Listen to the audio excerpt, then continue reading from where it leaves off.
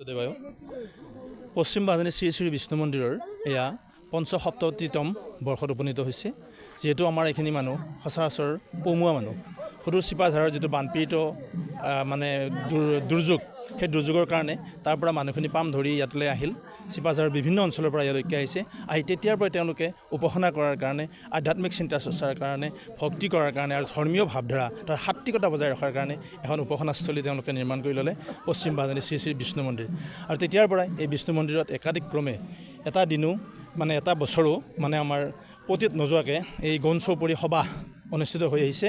আনকি ক'ভিড কালতো আমাৰ এনেকুৱা কৰা হৈছে যে এজন দেউৰী আহি ইয়াত বন্তি প্ৰজ্বলন কৰি আছে। কোনো কাৰণতে কোনো দিনতে আমাৰ এই বন্তিগছি পতিত যোৱা নাই। একমাত্ৰ অম্বুবাচীৰ সেইকেইদিন আমাৰ বন্তি প্ৰজ্বলন নহয়, আৰু বাকী সকলো সময়তে বন্তি প্ৰজ্বলন কৰি আমাৰ গাঁৱৰ অপায় অমংগল দূৰ কৰাৰ কাৰণে ৰাইজে ইয়াত প্ৰাৰ্থনা জনোৱাৰ কাৰণে এগৰাকী বা এতিয়া বৰ্তমান দুগৰাকী দেউৰী নিয়োগ কৰিছে, আৰু তেওঁসকলে সদায় ৰাইজৰ মংগলৰ কাৰণে প্ৰাৰ্থনা জনাই আহিছে। আৰু এই যিহেতু পঞ্চসপ্ততিতম বৰ্ষ উপনীত হৈছে, সেই গণচৌপৰি সভাৰ মহাৰজত জয়ন্তী দিন ৰাইজে ঠিক কৰিছে।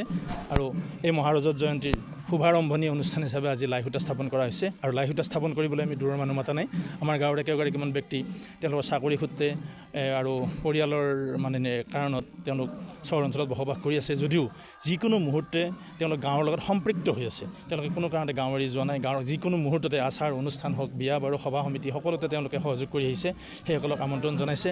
আৰু গাঁৱৰ এটা সাধাৰণ এটা ফোন কল পালেও তেখেতসকলে গাঁৱলৈ দৌৰ মাৰি আহে, আৰু তেওঁলোকৰ সৈতে আমাৰ এই মহান অনুষ্ঠানখনৰ আধাৰশিলা মানে কি বুলি ক'ব, এই লাইসূতা স্থাপন কৰা হৈছে।